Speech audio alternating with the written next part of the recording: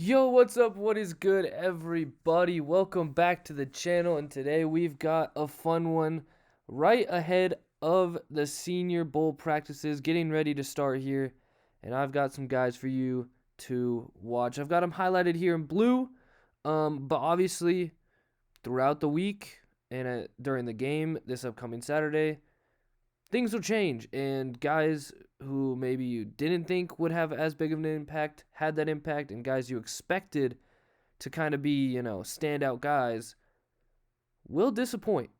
So let's get right into it. Don't want to, make this too long because we all want to see the practices, right? We want to see these guys ball out.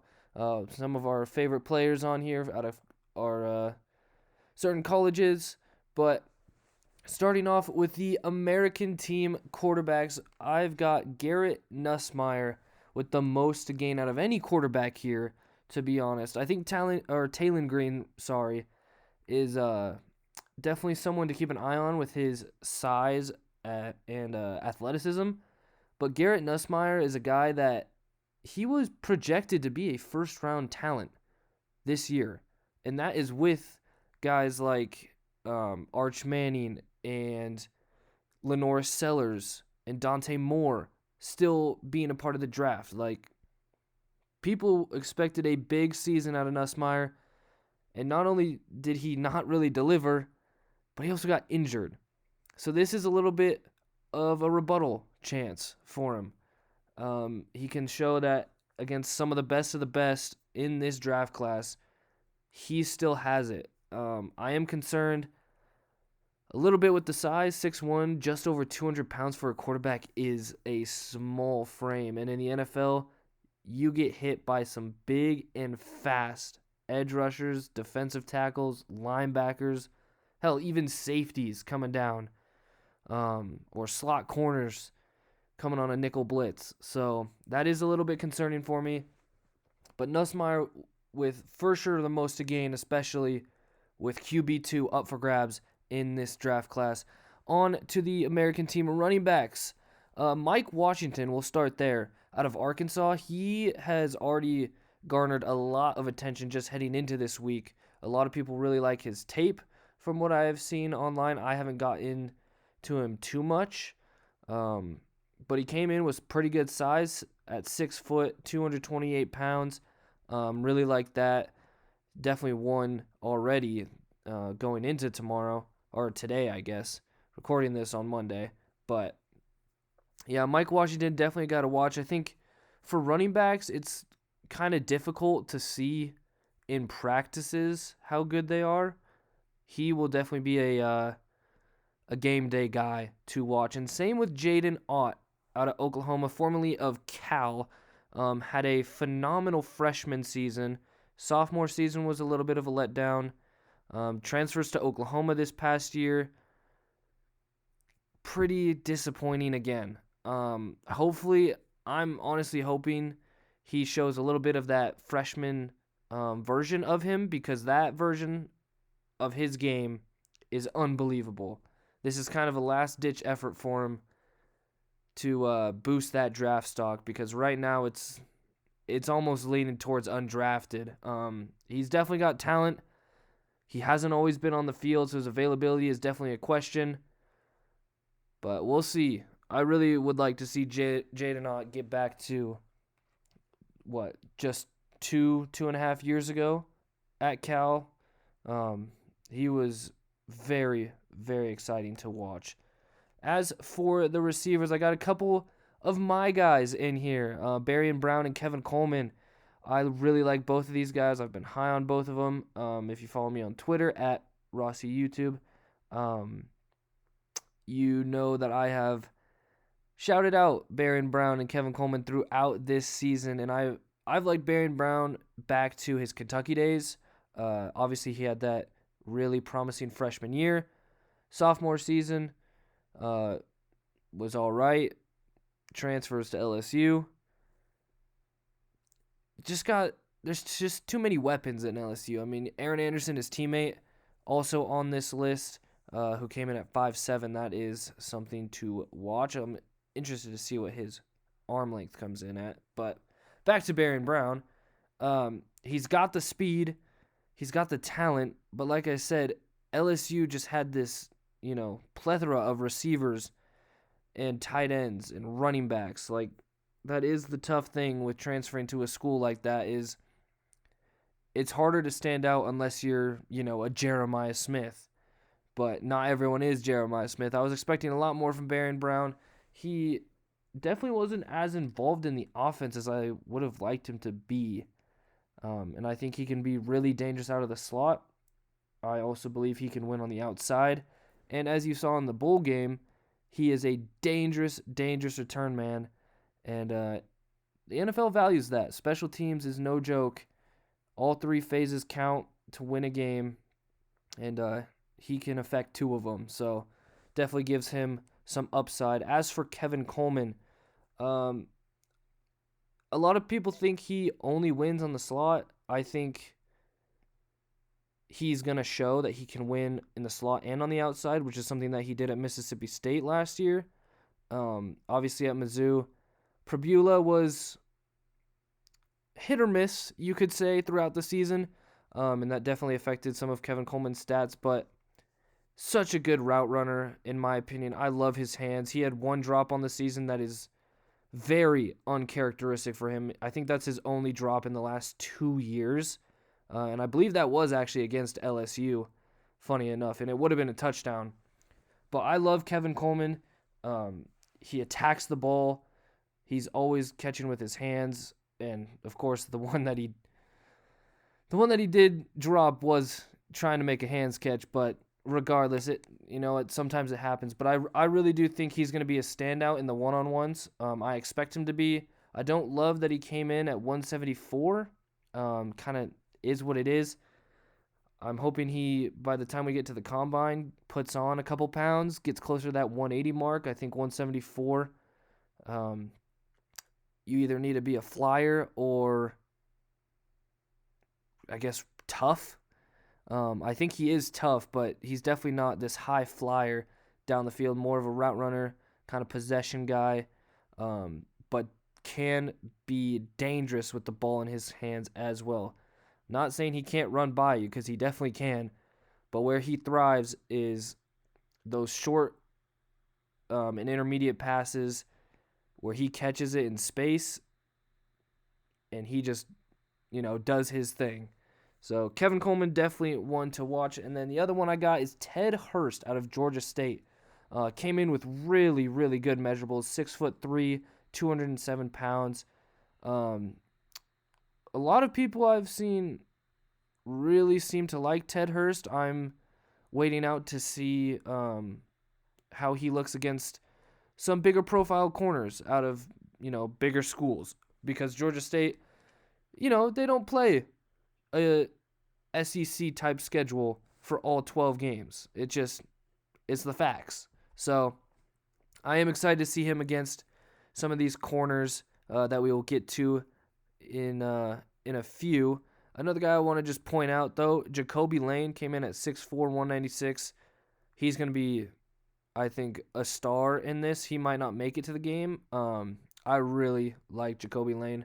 The only reason I didn't really highlight him was I think we already know what he is, and he's pretty highly thought of already in a lot of people's big boards. To the tight end, I've got two really, but I only highlighted one. John Michael Gillenborg out of Wyoming. I just think not a lot of people really know about him, and he came in with a great size. He has a big frame.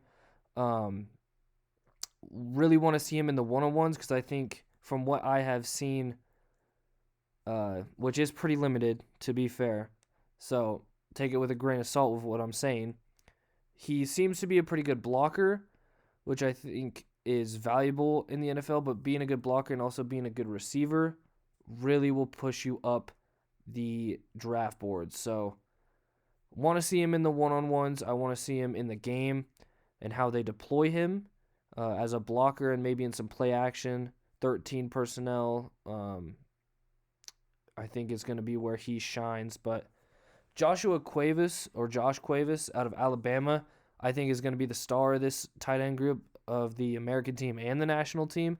I just think he's a class above the rest of these guys, but I really want to see what Gillenborg has in the one-on-ones. To the offensive line, 3 guys here. 2 of them Florida, 1 of them Miami, Florida. Jake Slaughter at center, 6'4" center. That'll be interesting. I'm kind of interested to see if they move him to guard with that size. I think he was really good at Florida as the center, so maybe they just keep him there. But obviously with all 3 of these guys that I've got highlighted and the rest of them too, one-on-ones, man. O-line versus D-line one-on-ones are the most fun, like, highlights to watch. Not even highlights, just watching those for a good 30 minutes of just these big guys going against athletic ends and defensive tackles. Like, I love it, man. It makes the draft process so much fun. You think back to last year, who was it that just got plowed over? I can't remember right now off the top of my head. Was it Landon Jackson that just literally blew someone up last year? I can't remember. I thought it was a mid-major school. I don't know. Someone will remind me, but one-on-ones will be key, I think, for Barber and Bell. 2 tackles, of course. But Bell, this dude played across from Maui Noah. Obviously, Maui Noah's got the draft stock. But this Markel Bell, hopefully we get some measurements tomorrow, and hopefully he plays because he was listed in the final Senior Bowl roster. I would really like to see him in the one-on-ones and then in the game because he is like 6'8", I'm seeing 6'9", possibly. So if he has those measurables along with what could be an insane wingspan, like, we could have a guy that really shoots up boards. Obviously, play has a lot to do with that as well. So, but Barber and Bell, I'm really excited to go up against these really good edges that we've got on both sides.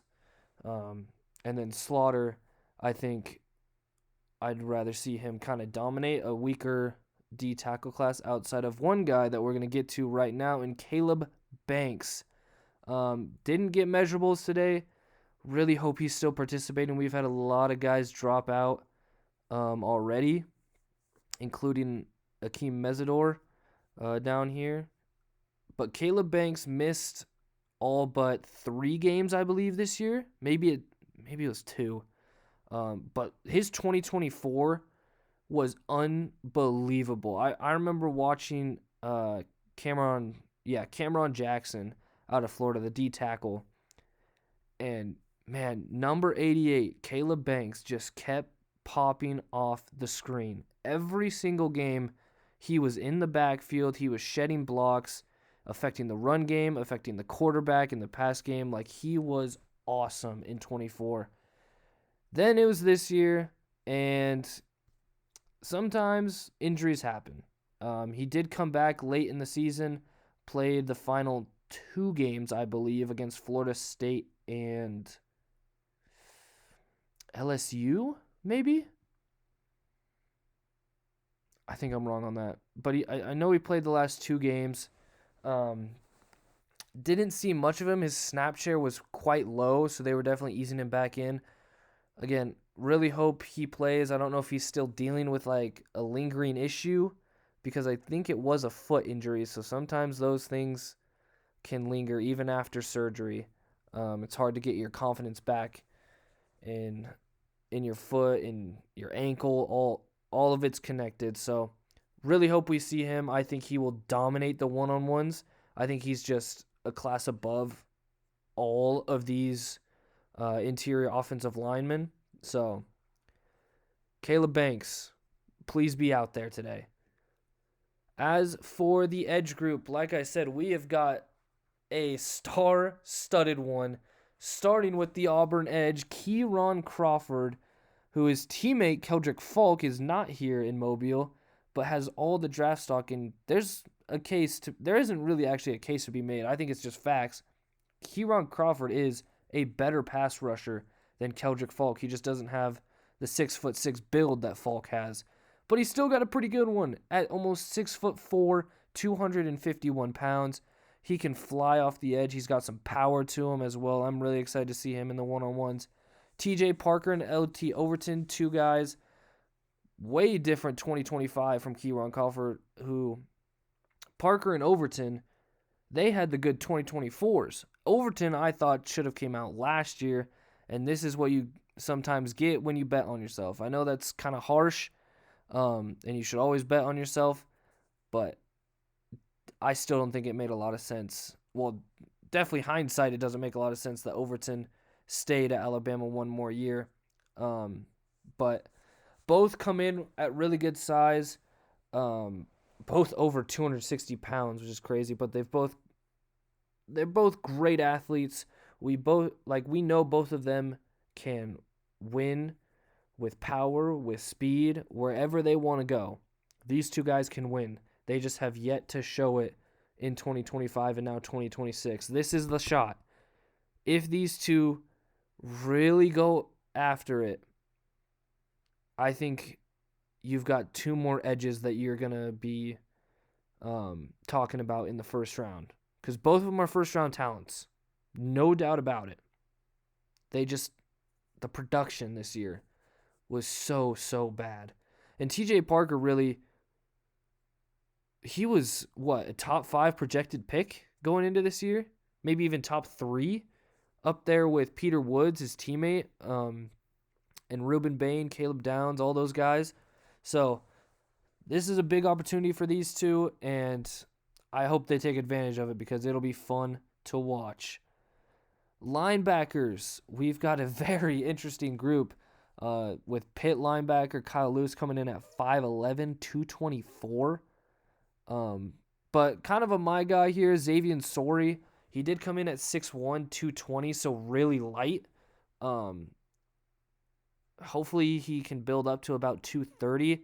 But I think where he's going to shine is the game and how they deploy him as a blitzer. Because watching him at Arkansas, all of his best film cut-ups come from blitzing. I think that he might be best used in a oh my gosh, what's his name? Linebacker from Minnesota. I'm blanking on a lot of names right now. Out of Cincinnati a couple years ago. But the way Brian Flores uses him, I love.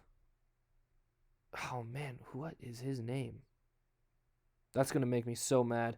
But I think Xavier Sorey could be in that same kind of role where he's in more as a sub-package linebacker and used as a blitzer or sometimes dropped into coverage. Because I do think he has good coverage skills, at least good mobility, sideline to sideline.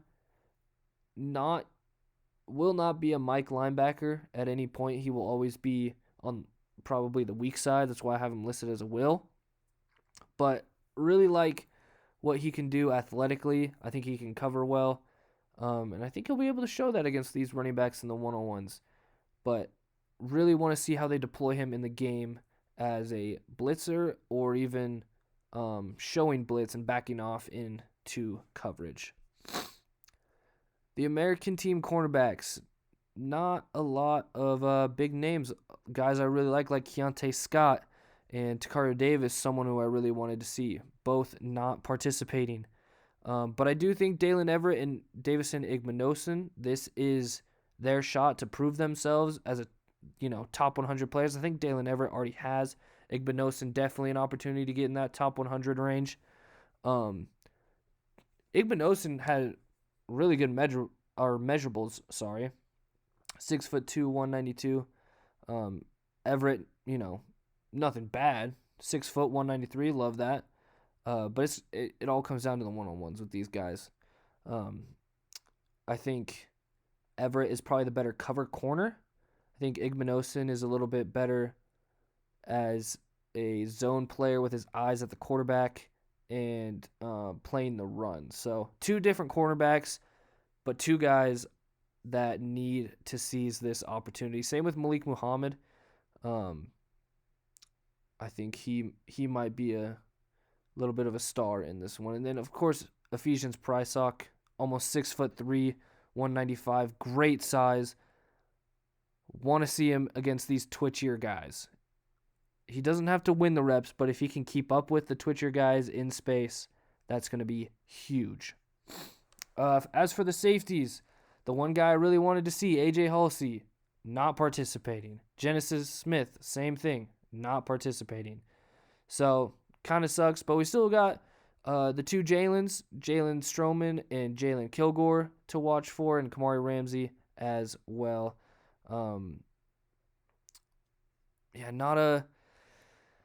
Not a crazy exciting safety room, but hopefully they can put on a show for us. As for the national team, Sawyer Robinson is my highlighted quarterback, and for good reason. He had a phenomenal year at Baylor this year. Comes in at 6'3", 221. Had really one of the better seasons for a Baylor quarterback in maybe 10 years. And of course, some of his weapons helped that out. One that we will get to here in a second in Josh Cameron. But also Michael Triggs, his tight end, who came out for the NFL draft this year as well, I believe. Unless he transferred late. But I'm pretty sure he came out for the NFL draft. But Sawyer Robertson, I want to see against some of these SEC corners, these SEC edge rushers. What does he look like under pressure? I think it's going to be really valuable. I think he can be a solid NFL quarterback. Maybe he ends up being a backup. But what he showed at Baylor this year was some really good things, and I want to see him continue to do that here in Mobile. Also, Diego Pavia coming in at 5'9", 198. Saturday quarterback. Anyways, that was a stray that did not need to happen. But also it kind of did. 2 running backs in this. It's pretty simple. Katron Allen, Nick Singleton, like these 2 guys are they're studs. They had a little bit of a letdown this year. Obviously, you think back to last year and even the years prior, these 2 just running through the Big Ten. Like unmatched. They're one of the better running back duos we've had in college football in a long time. Again, this year was a bit of a letdown, but a lot of things with Penn State went wrong this year. I think still individually, both these guys are worth top 100 picks for different reasons. I think Katron Allen is more of your bell cow back, and Nick Singleton, your change of speed, receiving back, your home run threat whenever he touches the ball. So, want to see both of them put something on tape. Whether they play in the game or not, that's their choice. I just want to see something out of them this week, regardless of what it is. I need some juice from these 2.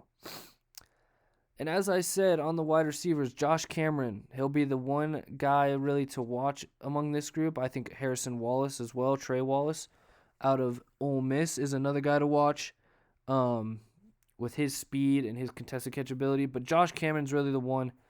I don't think a lot of people have really paid attention to Baylor. And I think Cameron and Robertson are really going to show something in these practices and also in the game. I don't know why I didn't highlight him because I definitely wanted to touch on him, but is what it is. And then, yeah, like I said, Trey Wallace probably the second best receiver on this national team. Pretty weak wide receiver room on the national side compared to the American.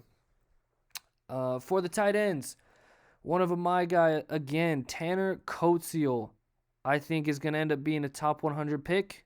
Maybe that's a hot take. Maybe it isn't. I really don't know. But with his frame, his blocking ability, his athletic ability, formerly of Ball State, transferred to Houston this past season and had a breakout year. Like, huge for Connor Wegman in Houston. And, I mean, literally huge at 6'6", 245. He's got great movement skills.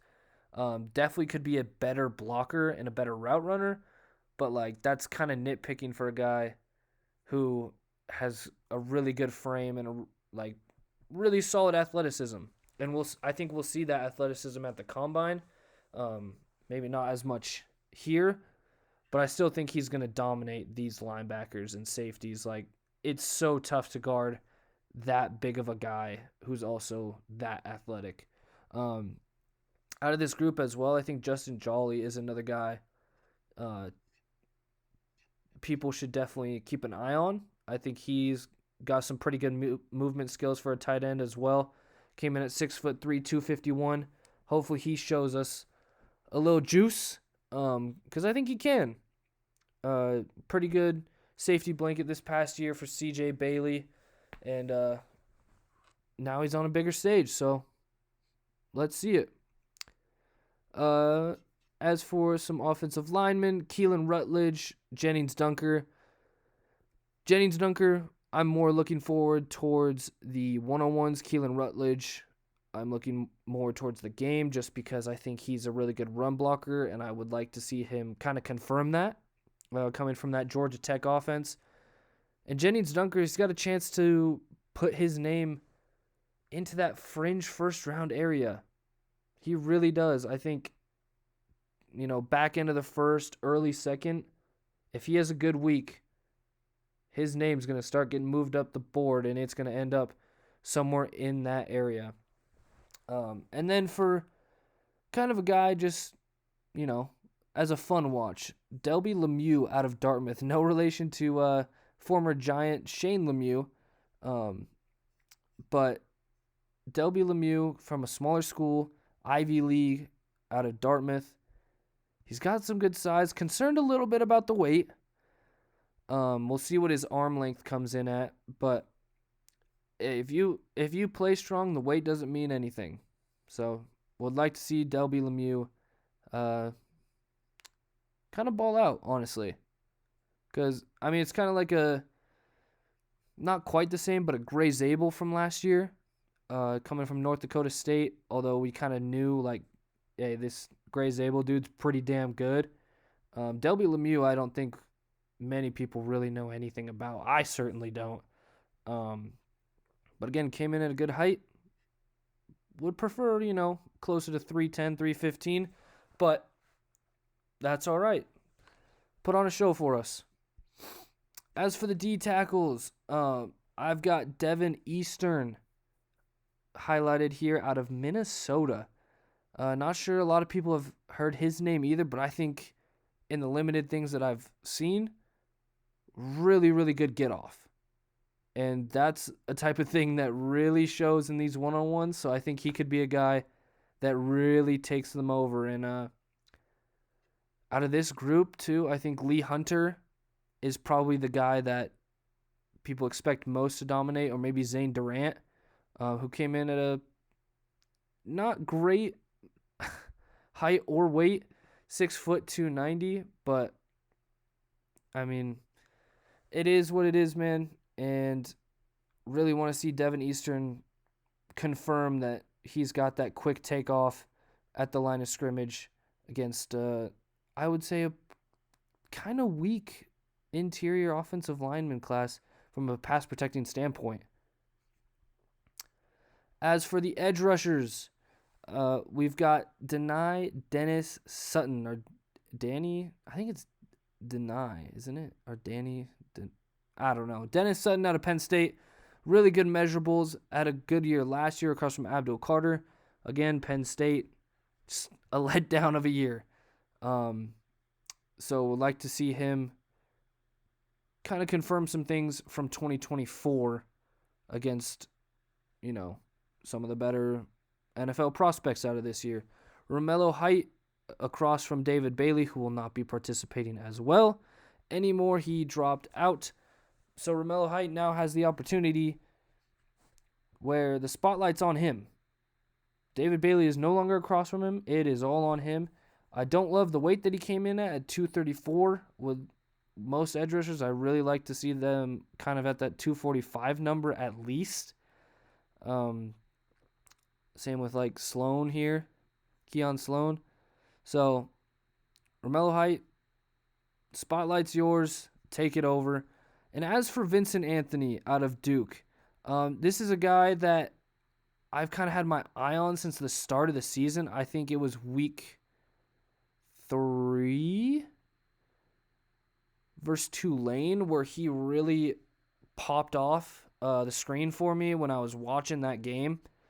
And ever since then, I've kind of been tracking him. He had a decent season for Duke. So now he gets the opportunity to go up against some tackles from the ACC, or not the ACC, the SEC, sorry. He played in the ACC, in the Big 12. So Vincent Anthony, a guy that I expect to show a little something that maybe people didn't know he had, especially because, you think of Duke, not really a football school. It's a basketball. But Darian Mensah put them on the map. And I think Vincent Anthony as well really made a name for himself this year and would like to see him take on some of these bigger tackles. National team linebackers, Scooby Williams. I mean, wow. That is light. Don't know how I feel about that. Jacob Rodriguez, obviously really fun player at Texas Tech. Concerns about the athleticism for him. We know he can be a leader of a defense. Really good thumper really good at going downhill. I think he's going to get burned in the one-on-ones and in coverage this week. I would be surprised, honestly, if he didn't. But that's really just not his game. His game is going downhill, fitting run gaps, making tackles, hitting guys hard over the middle. So we'll see. Maybe he surprises me. Onto the corners. Colton Hood, another chance to show that he is a top corner in this class. I meant to highlight Chris Johnson as well out of San Diego State. Really like him and what he put on tape this year. I think he's going to be a standout in the one-on-ones. And then Chandler Rivers, slot-only cornerback for sure. Really want to see him go up against, say, an Aaron Anderson or wish Casey Concepcion was still there, but a Colin Lacey as well, or Vinny Anthony. Some of these twitchier guys, really want to see Chandler Rivers go up against. I really love his coverage skills. It's kind of like a D'Angelo Pond situation or Upton Stout. That's a pull. Where you really love their coverage ability. You love their competitiveness. They're really aggressive and instinctive corners. But the measurables just aren't there. So want to see him against these twitchier guys and kind of confirm that he can play in the slot. Because, again, he is a competitor. I love the way Chandler Rivers plays, and I think a lot of people are going to fall in love with him at this Senior Bowl for the way that he plays. But he's got to do well in these one-on-ones if he wants to still be in that top 100 draft profile. And finally, for the safeties, I really wish Emmanuel McNeil-Warren did not drop out. Obviously, if you guys have seen Daniel Jeremiah's mock draft 1.0, he had him, at like 20 or something. He had 3 safeties. He had McNeil-Warren, Caleb Downs, and Thieneman all in round 1, which I don't think is very likely just because the NFL is not very high on safeties. But I do think Emmanuel McNeil-Warren could have hopped into that conversation had he participated. So maybe he realized his draft stock was already going up and he just didn't want to risk injury, which is fair enough. But selfishly, I wanted to see him in Mobile. But my guy to watch is Wyatt Williams. I think he had a phenomenal college football playoff run. he really held down the back end of Ole Miss's defense, even though there were some coverage busts. I thought Wyatt Williams was one of, if not the best, secondary pieces for Ole Miss this year and in the college football playoffs. So really would like to see him, especially in the game and how that goes, but also, against these tight ends and running backs in the one-on-ones, how he holds up, and hopefully he gets a chance to go up against some of these receivers as well, because you will be asked in the NFL to go, man-to-man with these receivers or pick them up in zones and track them. So important week for Wyatt Williams. But that is all for me. Let me know if you guys want to see any more. Obviously, I will be updating this Excel sheet as we go. Getting some hand size, arm length, wingspan in there, hopefully early tomorrow or today. Sorry. And then some good notes for you guys at the end of each day, so that when we get to the end of this week, I've got some good notes and some winners and losers for you. So again, thank you guys so much for watching. Let me know who you are excited to see in Mobile for the Senior Bowl. Take it easy and peace.